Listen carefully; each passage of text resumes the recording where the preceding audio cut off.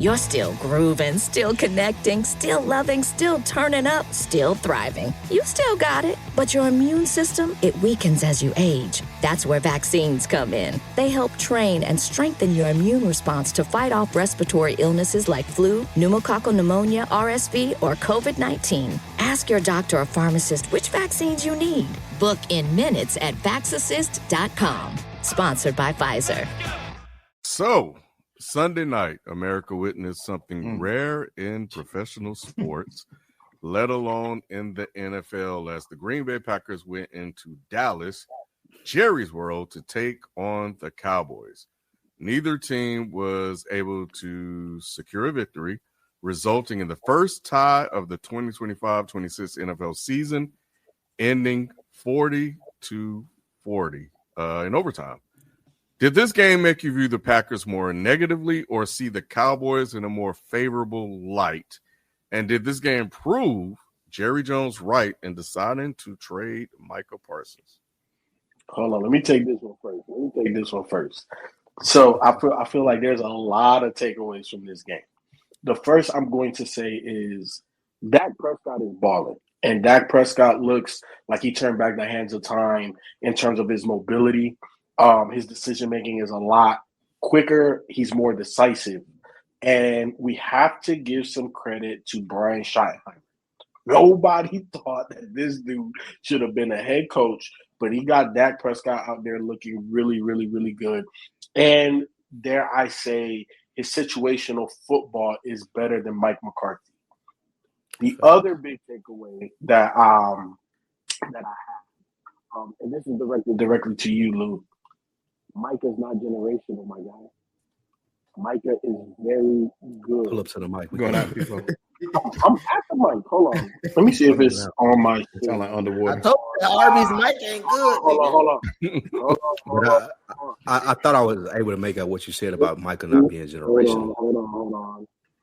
The mic. Well, we won't stop. We'll let you get that fixed. I'll respond to that while you get that. No, it's fixed. It's still not fixed, people. It's not. People are still not fixed. No. Yeah. Micah is not generational, and I have no problem saying that now that he's not a Cowboy. It's fine. I ain't gonna hold you. I'm biased. I was biased the whole time he was a Cowboy. That's fine. He ain't got to be generational no more because he don't play for my team. I'm fine with it.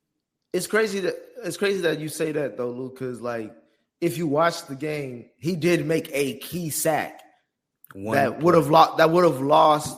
It would have been a loss to the Packers and a win for the Cowboys, and that would have been an ugly thing. Facts. Like, I think that surprisingly, yes, the Packers defense this game has been nuts because last week they held a team to 13 points. Granted, it was Joe Flacco led, but this week you give up 40 in a game where Jordan Love, Sheldon, outside of that loose fumble, which happens to quarterbacks all the time. Mm-hmm. He was cooking, bro. This is when Jordan Love played when Jordan Love played like this, niggas think he top 5 in the league, bro. He looked like he could just do whatever he want. And and LaFleur was calling a good offensive game, but defensively, it's like, bro. Granted, the only thing that you give them excuses, they're only paying one guy hella money. Everybody else is still on like rookie deals or getting paid peanuts, essentially, in today's NFL. But that defense is supposed to play better, especially when there's no CD Lamb, especially when there's no legit real running back, and you got Dak Prescott. Like, come on, giving up 40 is nuts. Don't do that. I said legit. He's legit. How you spell his first name? I number 33. That's all I know. What I will tell you is this. FIFO again. I know you tapped out for a second. I don't care if he's generational at all. He don't play for the Cowboys no more, so he can fall off a cliff, and it wouldn't mean anything to me. Now I got Myles Garrett as the best defensive player in the league. That being said, there's a lot of hype around Dak Prescott's performance, and I don't believe it. It's the regular season. He does this all the time. Like, as a Cowboys fan, I'm not getting excited about it. I watch him make throws, plays. He don't make great decisions as a quarterback. He gambles. But he has this season. But he has this season. He has not. If you watch the game, I've watched every game. you have. I know you watch games, so I ain't gonna say that if you watch the game, but I'm talking to everybody else listening. If you watch the games and you see what he's doing, a lot of gambles, a lot of throwing in the coverage, a lot of stuff that won't be available in the playoffs, which is why he's not successful in the playoffs. But in the regular season, when people are figuring out their defenses and figuring out their schemes, but when you get to the playoffs, it's already figured out and you ain't gonna be able to make those throws. He makes a lot of bad decisions in the games. He makes a lot of decisions where I'm throwing to people who are covered, double covered, whatever it may be. Yeah, he looked good against the Packers, who have a Swiss cheese defense, but I ain't putting too much credence on this Dak performance or this tie, bro.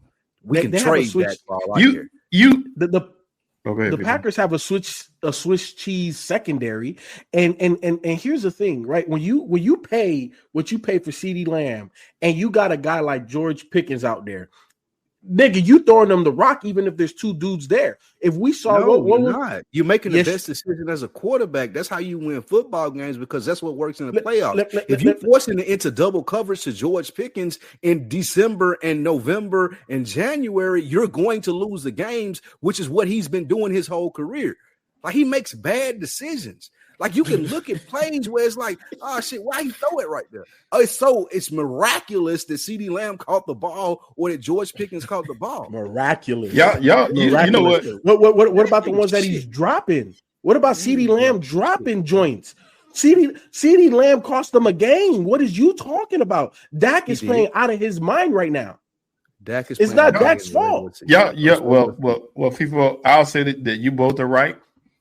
And I think that Dak is playing extremely well, and he is taking chances, Lou, but he has to take those chances. Now, they don't have a choice. I felt like they win this game, and I was screaming it the whole time. Before the game, during the game, after the game, I was saying they had this game to win it, and they should have won it.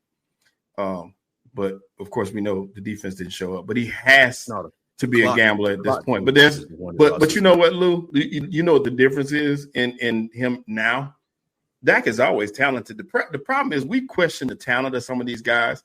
They're all talented, bro. Every one of those quarterbacks are talented. It's just a matter of there's no pressure on Dak right now. There is none. Nobody expected him to win this game. Nobody expected him to do anything. So it's easier to go out there and perform when there's no pressure. You're right, though, Lou. When the playoffs start, that's when Dak tightens up. That's when he makes the mistakes. That's when he second guesses himself. That's when all that stuff go wrong. But you're right, FIFO. He's been playing excellent early. I mean, he did, games, but they still 1-2-1. So that's not overblow Schottenheimer and stuff like that now because it's still not seeing the difference. But a lot of it is on the defense. We will put it that way. A lot of it is on the defense. But shout out to them. And another thing on Green Bay, it's so funny because I don't know if y'all remember, but 2 games ago, one of their players came out and said, we're going to go undefeated. He put that, I can't remember the dude's name. Green Bay players? Yes. He was like, we're going to go undefeated. And a lot of people took it to heart. Like a lot of people were saying this. Even on this program, people were saying how Green Bay was the best team in the league and this defense was all world. Now they Swiss cheese. But 2 weeks ago, they were the greatest thing ever. Now, one of his teammates, I think it was McKinney, came out and was like, man, he need to kill all that. Like, we ain't talking like that. I'm going to find it and send it to you. But the dude was saying that they were all world. They were going. He said it. He was like, "We're going to go undefeated." I don't see how anybody on the schedule can beat us. And since that point, they 0-1-1, and the defense looks lost. Micah's not making that impact. He had 3 tackles, 1 sack. He's making a difference, so to speak, because you still got a scheme for him. You got to pay attention to where he is at all times. It's just Dak did a good job of getting the ball out, and Dak could feel the pressure coming and was making good decisions. So, Sheldon, I think you got a thing where your mic is popping when you talk. It is. Yeah. I need to turn it down. It's making some type of sound. Yeah. Hold on. Dak Prescott is number 1 in the NFL in passing yards. Bro, he's also at 73% completion percentage. So what is you taught? Like, what are you saying by saying that? By telling me those stats? What are you saying? What I'm saying is, do you believe in him when he gets to the wild card or divisional round in the playoffs and got to win the game? What I'm saying is Dak Prescott is playing one of his best seasons ever, and the criticism that you have, I think, is unfounded. Unfounded? There's plenty of stuff out there Him only winning 2 playoff games in his career. Yeah. We're not talking about the career. We're talking right now. We're talking right now. But that's the point. Right now means nothing because we know he can't get it done. What is right now? So what happened means everything, bro. We talking about a team. We talking about a team in the Cowboys. I'm a fan of that. I don't expect to win more than 6-7 games. Thank you, Lou. And you going out talking about, oh, he was balling this week throwing 400. I don't give a fuck if he throws for 400 yards, bro. He ain't winning football games even in this game. Even in this game, tying 40-40 is not a victory to me. I don't care what he did, bro. You didn't win the game. He's not a winner. He's been down this road before, so he's telling you actual information. See, the funny thing about Lou is his energy, and just listen to me when I say this. His energy reminds me of what I try to exude when we talk about Mike Tomlin, because what he's saying is that I am not praising mediocrity. I am not praising ties. I'm not praising hella stats that don't get results. This is a results. The reason why football I feel like is so beloved is because it's so factual. It's so results driven, where it's like either you win or you lose. We could talk about things in between, but we're really talking about winners and losers. Okay, hold on. So pause right there. And for Lou, no, listen. The reason why Lou is bringing this up because FIFA, you're talking about a game. He's talking about the quarterback. He's saying, I've seen this quarterback do so many things, and none of them is winning. So wait, hold on. So I agree. So I agree with Marty McFly. Like, we praised Joe Burrow last year, and if I'm not mistaken, Joe Burrow was in everybody's top 5 list. The fuck has he won? What has he done? How many Super Bowls Dak been to? But did he win? Did Nick just right now just say it's about wins and losses? Yes or no? And we all had Joe Burrow as a top 3, top 5 quarterback. Why? Because we got to fill out the list.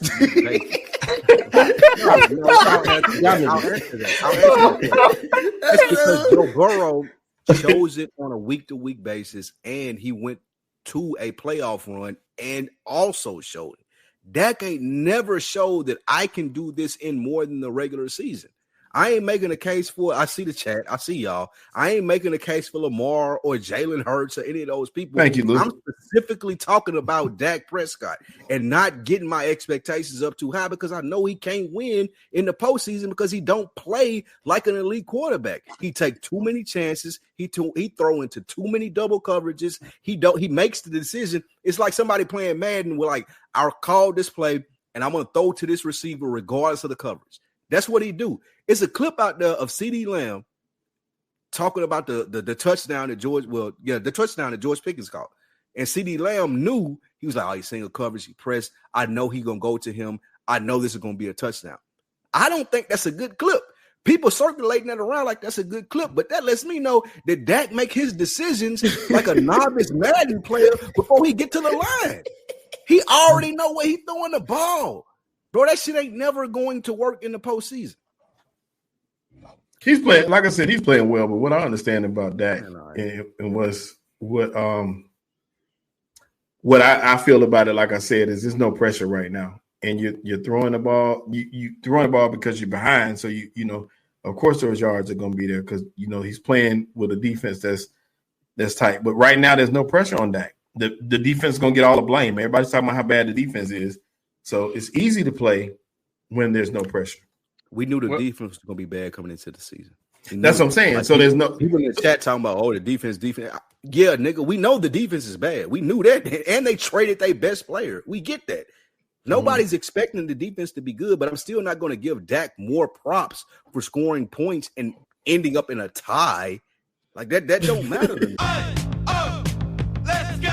You're still grooving, still connecting, still loving, still turning up, still thriving. You still got it, but your immune system, it weakens as you age. That's where vaccines come in. They help train and strengthen your immune response to fight off respiratory illnesses like flu, pneumococcal pneumonia, RSV, or COVID-19. Ask your doctor or pharmacist which vaccines you need. Book in minutes at vaxassist.com. Sponsored by Pfizer. Bro. what about the Packers? And I know it's early.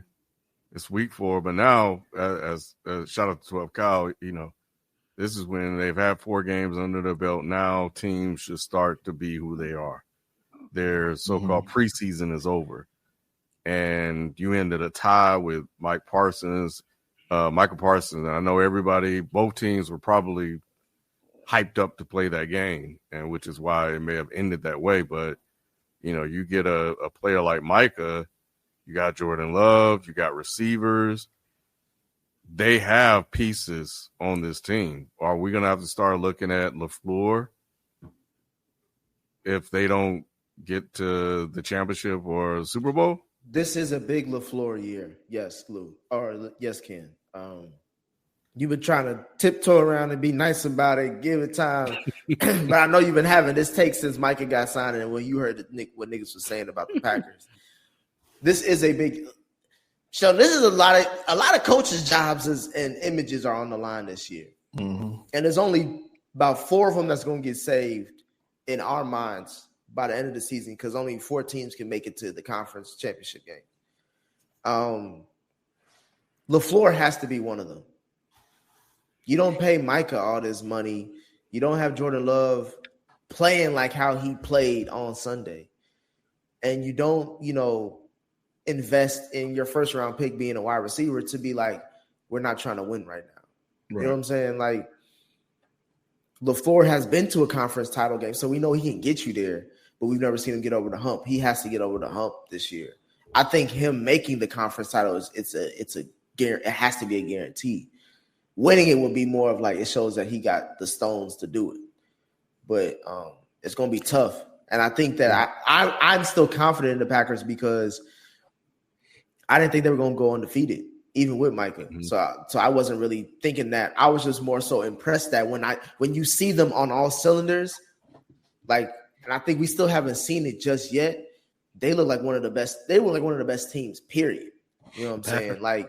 If we got a defensive game plan like we did against Cleveland with the Jordan Love performance that we got on Sunday, if they can click on that, they're the best team in the league, in my opinion.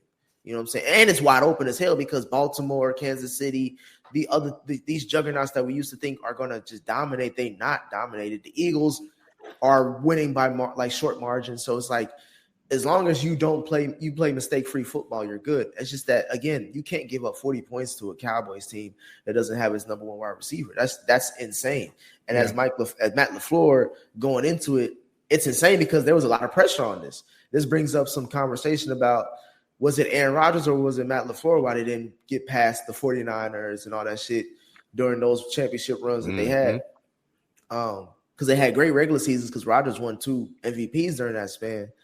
But I think for me, I still have faith in LaFleur and the Packers because it's a long season. And sometimes you lose good teams lose the bad teams all the time. So that's why I'm counting the Browns. But this one was more of like, if they lost, I would have more concern. But since they tied, i.e. what I saw from Jordan Love, that gives me more confidence that as long as he plays like this, they should win more games. Nah, Nick, you know what? They're not giving up 40 every game, Sheldon. That's what I'm trying to tell you. The reason why I disagree with you is a tie with the Cowboys this year for that team is a loss. The first 2 games the Packers played this year was at home, and they looked good at home. They looked really, really good against Detroit. They had a great game plan that came out firing on all cylinders. They won the next week as well. You come into a game against the Cleveland Browns, a good head coach is not going to let you lay down like they did on Cleveland. And it's not that Jordan Love played bad. He faced a stout defense that forced him into playing bad, and they couldn't get going. So that's what that boiled down to. So what they should have been doing for the next week was being completely ready to play a Dallas Cowboys team that we know didn't have nowhere near. You went from playing against the top-ranked defense to the last-ranked defense. And the offense showed. That. That's what I'm saying. Like, there's not – how many Myles Garretts are in the NFL? Like, there's only one. And I know you're going to talk about you may talk about the Eagles, but once again, the Packers – have faced the Eagles more than they faced the Cleveland Browns. And Myles Garrett is a different beast that you can only game plan so much. But for me, the Packers, again, have to get to be one of the Final Four teams. So if it's the Packers versus the Eagles, and That's the matchup that everybody wants to see now. But to me, the offense is what was concerning because Jordan Love, that loss was on Jordan Love because he threw the interception. If he doesn't throw the interception, bro, we talking about a totally different game. That's what I'm saying. They come into this game against the Cowboys undefeated, and even with the tie, they're still undefeated because the tie doesn't hurt you or help you. So that's why I'm saying, like, if it was a loss, it would be more concerning. But it ended in a tie with Jordan Love being moxie enough to being like, I'm not gonna lose us this game, and that's something that you want to see on the road. Well, like I said, once again, you want to see something like that, but I would look for a complete performance. You should have been able to hold that Dallas team down just as well. There's no way that defense, as good as we thought they were, should have given up. We were talking about this being the best defense in football at one point this year. A lot of people were saying that. You gave up 40 points to a Dallas team that had only won one game. It happens, bro. It happens. Every good defense has a bad game, bro. Yeah, but it can't. You can't have back-to-back bad games like that. That's like I said. It was a loss. That can't happen versus Cleveland and Dallas. No, Cleveland and Dallas. No, that's your easy stretch. You're not even looking at those games. My thing is, but they beat two really good teams at the time. They beat the Lions, which we all think is back being a top 5 team in the NFL. Yeah. They beat the Commanders with Jaden Daniels, which at that time they were undefeated and they were looked at as, can they repeat as NFC, a championship appearance, like deep playoff run team. And then they lost to the Browns, which happens. And then they tied with the Cowboys, which aren't like, I don't think this is even an argument. Right now, if you were just watching the NFL, the first 4 weeks, the Cowboys have probably 3 of the first 4 weeks like best games of the year already. When you talk about the opening night against the Eagles, when you're talking about the Giants game, and then now you're talking about this game against the Packers, it's like, what games have we watched up until now that are better than those 3 games? So to me, it's like a lot of people came in, like, I'll speak for myself, underestimating the Cowboys, but they have given teams hell. Like, it's not easy facing them, except for that Bears game, which I don't know what the fuck that was.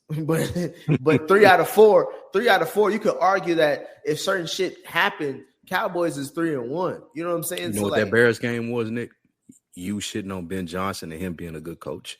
They had a great game plan. They had a great game plan against the Cowboys. The Ben Johnson that almost got I'm talking about the Ben Johnson that almost lost to the Raiders. No, I'm talking about the one that you just said was, I don't know what happened. It was because of Ben Johnson. So I'm gonna ask you this one question. We can move on, Ken. Beating the Cowboys mean something to you, Lou? Does that mean something to anybody? A team that beats the Cowboys this year? No. Okay, so what the fuck we talking about Ben Johnson for then? Because you've been hating on him all season. You was except for that Bears game, and that Bears game was the game that Ben Johnson showed you, I'm a good head coach. I'm gonna give you this one. I'm just gonna say this.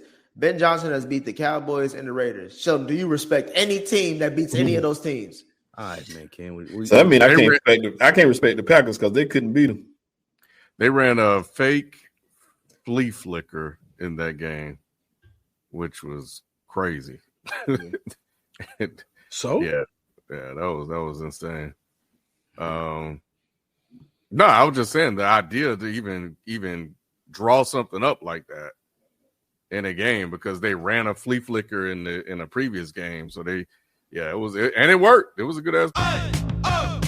Let's go. You're still grooving, still connecting, still loving, still turning up, still thriving. You still got it, but your immune system, it weakens as you age. That's where vaccines come in. They help train and strengthen your immune response to fight off respiratory illnesses like flu, pneumococcal pneumonia, RSV, or COVID-19. Ask your doctor or pharmacist which vaccines you need. Book in minutes at VaxAssist.com. Sponsored by Pfizer.